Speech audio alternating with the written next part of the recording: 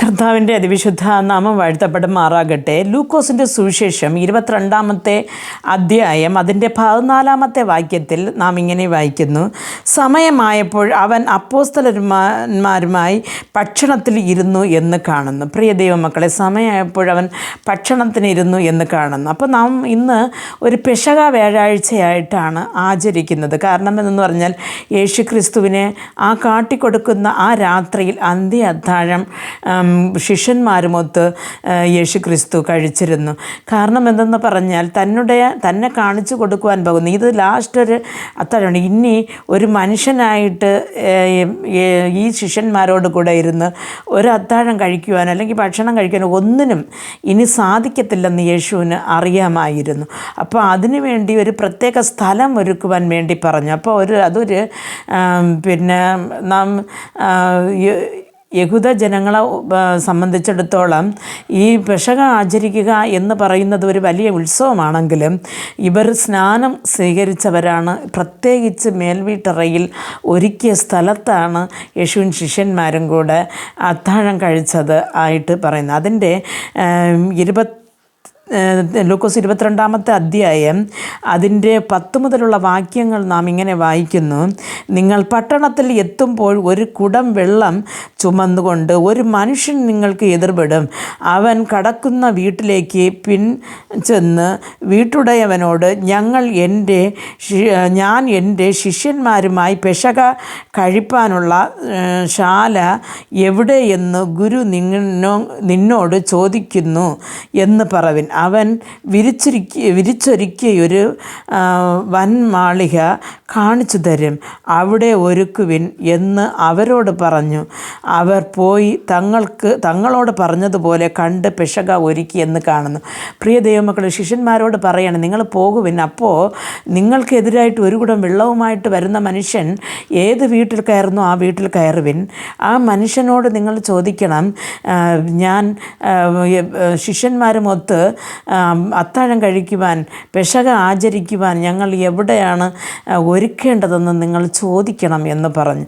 അപ്പോഴവൻ കാണിച്ചു തരുമെന്ന്. അപ്പോൾ ഇവർ പോയി അങ്ങനെ ചോദിച്ചപ്പോൾ അവൻ വിരിച്ചൊരുക്കിയ എന്ന് പറഞ്ഞാൽ നല്ലവണ്ണം ഒരു അതിഥി വന്നാൽ സ്വീകരിക്കാൻ നാം എങ്ങനെയാണ് വീട് ഒരുക്കി വയ്ക്കും, അതേപോലെ ഒരുക്കി വെച്ചിരുന്ന ഒരു റൂമിനെ കാണിച്ചു കൊടുത്തു. അപ്പം പെസഹയ്ക്കുള്ള സാധനം എന്ന് പറയുമ്പോൾ നമുക്കറിയാം, അപ്പവും വീഞ്ഞും എല്ലാം അവർ എന്ത് ചെയ്തെന്ന് പറഞ്ഞാൽ ആ ഒരു മുറിക്കകത്ത് ശിഷ്യന്മാർ ഒരുക്കി എന്ന് കാണുന്നു. അപ്പോൾ 15-ാമത്തെ വാക്യം തൊട്ട് നാം 20-ാമത്തെ വാക്യം തൊട്ട് വായിക്കുമ്പോൾ അവിടെ കാണുകയാണ്: ഞാൻ കഷ്ടം അനുഭവിക്കും മുമ്പേ ഈ പെസഹ നിങ്ങളോട് കൂടെ കഴിപ്പാൻ വാഞ്ചയോടെ ആഗ്രഹിച്ചു. അത് ദൈവരാജ്യത്തിൽ നിവൃത്തിയാകുവോളം ഞാൻ ഇനി അത് കഴിക്കയില്ല എന്ന് ഞാൻ നിങ്ങളോട് പറയുന്നു എന്ന് പറഞ്ഞു. പിന്നെ പാനപാത്രം എടുത്ത് വാഴ്ത്തി, ഇത് വാങ്ങി പങ്കിട്ടുകൊള്ളുവിൻ. ദൈവരാജ്യം വരുവോളം ഞാൻ മുന്തിരിവള്ളിയുടെ അനുഭവം ഇന്നു മുതൽ കുടിക്കയില്ല എന്ന് ഞാൻ നിങ്ങളോട് പറയുന്നു. പിന്നെ അപ്പമെടുത്ത് വാഴ്ത്തി നുറുക്കി അവർക്ക് കൊടുത്തു, ഇത് നിങ്ങൾക്ക് വേണ്ടി നൽകുന്ന എൻ്റെ ശരീരം, എൻ്റെ ഓർമ്മയ്ക്കായി ഇത് ചെയ്വിൻ എന്ന് പറഞ്ഞു. അവണ്ണം തന്നെ അത്താഴം കഴിഞ്ഞ ശേഷം അവൻ പാനപാത്രവും കൊടുത്ത്, ഈ പാനപാത്രം നിങ്ങൾക്ക് വേണ്ടി ചൊരിയുന്ന എൻ്റെ രക്തത്തിലെ പുതിയ നിയമമാകുന്നു എന്ന് പറയണം. എൻ്റെ പ്രിയ ദൈവമക്കളെ, അപ്പോൾ യേശു ക്രിസ്തു അത്താഴം കഴിക്കാൻ ഇരുന്നപ്പോൾ പറയുകയാണ്, ഞാൻ എൻ്റെ ആ ഒരു പിതാവിൻ്റെ രാജ്യത്തിൽ പോകുന്നത് മുൻപേ ഇങ്ങനെ ഒരു അത്താഴം കഴിക്കുവാൻ ഞാൻ ഏറെ വാഞ്ചിച്ചു എന്ന് പറയുന്നു. അപ്പോൾ അത്രയ്ക്കും ആഗ്രഹമായിട്ട് ഇരുന്നത്. പ്രിയ ദൈവ പൈതലെ, നാം ഈ തിരുവത്താഴം അനുഭവിക്കുന്നത് ഉദാസീനതയോടെ അല്ലെങ്കിൽ അതൊരു ശുദ്ധിയില്ലാതെ കഴിക്കരുത് എന്നാണ് ഈ വചനത്തിൽ നിന്ന് മനസ്സിലാക്കിയത്. ഒരു വാഞ്ചയോടെ അടുത്ത് നമുക്ക് ഈ ഭൂമിയിൽ ഇതേപോലെ ഒരു തിരുവത്താഴം അനുഭവിക്കുവാൻ പറ്റുമോ ഇല്ലയോ എന്ന് നമുക്കറിയത്തില്ല.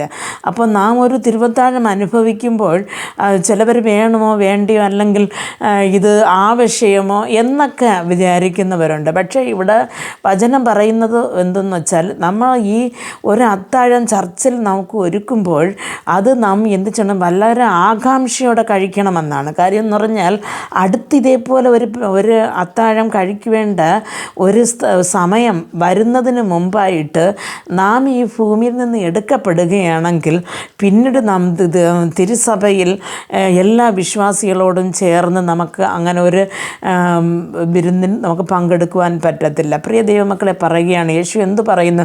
ആ അപ്പത്തിനെടുത്തിട്ട് പറയുകയാണ്, ഇത് നിങ്ങൾക്ക് വേണ്ടി നുറുക്കപ്പെടുന്ന എൻ്റെ ശരീരം, ഇത് വാങ്ങി ഭക്ഷിപ്പിനെന്ന് പറയുന്നു. അപ്പം നമുക്ക് തിരുവത്താഴ സമയത്തും ഇത് തന്നെയാണ് പറഞ്ഞ് പുരോഹിതന്മാർ തരുന്നത്. അപ്പോൾ ഇത് നിങ്ങൾക്ക് വേണ്ടി നുറുക്കപ്പെടുന്ന എൻ്റെ ശരീരം.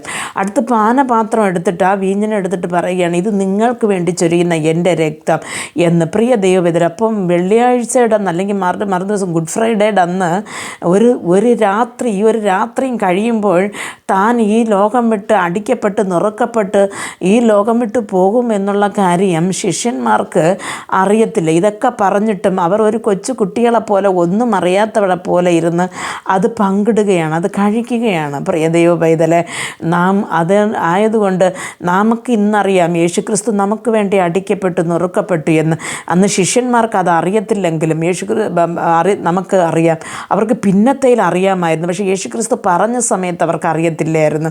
എൻ്റെ പ്രിയ ദൈവ പൈതലെ, ആയതുകൊണ്ട് നാം ഇന്ന് ഈ ഒരു പെസഹാവേഴൻ ആചരിക്കുമ്പോൾ നാം വിചാരിക്കേണ്ടത് ദൈവത്തെ കള്ളന്മാർ കൊന്നു കളഞ്ഞു, അല്ലെങ്കിൽ ദുഷ്ടന്മാർ കൊന്നു കളഞ്ഞു, അയ്യോ എന്ന് വിളിച്ച് കരയാൻ വേണ്ടി നാം ഒരുപെടുന്നതല്ല. നമുക്ക് വേണ്ടി, നമ്മുടെ പാപത്തിന് വേണ്ടി, നമ്മുടെ ശാപത്തിന് വേണ്ടി, നമ്മുടെ ഇല്ലായ്മയ്ക്ക് വേണ്ടി, നമ്മുടെ കഷ്ടങ്ങൾക്ക് വേണ്ടി, അല്ലെങ്കിൽ നമ്മുടെ രോഗങ്ങൾക്ക് വേണ്ടി ഒരിക്കലായിട്ട് യേശുക്രിസ്തു അറുക്കപ്പെട്ടു, അത് നുറുക്കപ്പെട്ടു എന്ന് നാം ആ ഒരു സ്നേഹത്തിൻ്റെ അടയാളമായിട്ട് കർത്താവ് പറഞ്ഞു. ഞാൻ ഇന്നലെ പറഞ്ഞു, യേശു നമ്മളെ പറഞ്ഞിരിക്കുന്നത് സ്നേഹിതനെ, തൻ്റെ കൽപ്പന അനുസരിക്കുന്ന എല്ലാവരെയും പറയുന്നത് സ്നേഹിതനെ എന്നാണ്. ആ ഒരു സ്നേഹത്തിൻ്റെ അടയാളമായ ആ ഒരു അപ്പവും ആ ഒരു വീഞ്ഞും നാം കഴിക്കുമ്പോൾ യേശുവിൻ്റെ ശരീരവും രക്തവുമാണെന്ന് ആ ഒരു ഭയഭക്തിയോട് കഴിപ്പാൻ ദൈവം നമുക്ക് ഓരോരുത്തരും കൃപ നൽകട്ടെ. പ്രാർത്ഥിക്കുക. ഞങ്ങൾ അതിവാത്സല്യമായി സ്നേഹിച്ച് വഴി നടത്തുന്ന സ്വർഗസ്ഥ പിതാവേ, ഇന്ന് പെസഹ വ്യാഴാഴ്ചയാണല്ലോ കർത്താവെ. ഇന്ന് പെസഹ ആചരിക്കുന്ന ഓരോരുത്തരും ക്രിസ്തുവിൻ്റെ ആ കർത്താവ് നിസ്തുല്യമായ ആ ഒരു സ്നേഹം, ദൈവം പ്രതിഫലം ഇച്ഛിക്കാത്ത ആ ഒരു സ്നേഹത്തെ കർത്താവെ ആ അപ്പത്തിൽ കൂടെ വീഞ്ഞിൽ കൂടെയും അങ്ങയുടെ മാംസവും അങ്ങയുടെ രക്തവും കുടിക്കുന്നതായിട്ട് കർത്താവെ തിന്നുകയും കുടിക്കുകയും ചെയ്ത് അങ്ങ് ദൈവമേപ്പം ഈ ലോകത്ത് ദൈവമേപ്പം ഒരു ധൈര്യമുള്ളവരായി വിശ്വാസമുള്ളവരായി ജീവിപ്പാൻ ഓരോർക്കും കൃപ നൽകണമെന്ന് പ്രാർത്ഥിക്കുന്നു. അപ്പാ, ആരെങ്കിലും രോഗിയായിട്ട് കർത്താവെ ഇത് ഉപയോഗിക്കുകയാണെങ്കിൽ അവരുടെ രോഗത്തിൽ നിന്ന് രോഗത്തിൽ നിന്ന് സൗഖ്യം പ്രാപിപ്പാൻ, കഷ്ടതകളിൽ നിന്ന് വിടുതല പ്രാപിപ്പാൻ ഇതൊരു മുഖാന്തരമാക്കി മാറ്റിക്കൊടുക്കണമെന്ന് പ്രാർത്ഥിക്കുന്നു. യഥാർത്ഥ സ്നേഹം ഞങ്ങൾ അനുഭവിച്ചറിവാൻ കർത്താവ് നമുക്ക് കൃപ നൽകണമേ. യേശു ക്രിസ്തുവിൻ്റെ നാമത്തിൽ പ്രാർത്ഥിക്കുമ്പോൾ പ്രാർത്ഥന കൃപയോട് കേട്ട് മറുപടി നൽകി തരണം നല്ല പിതാവേ. ആമേൻ.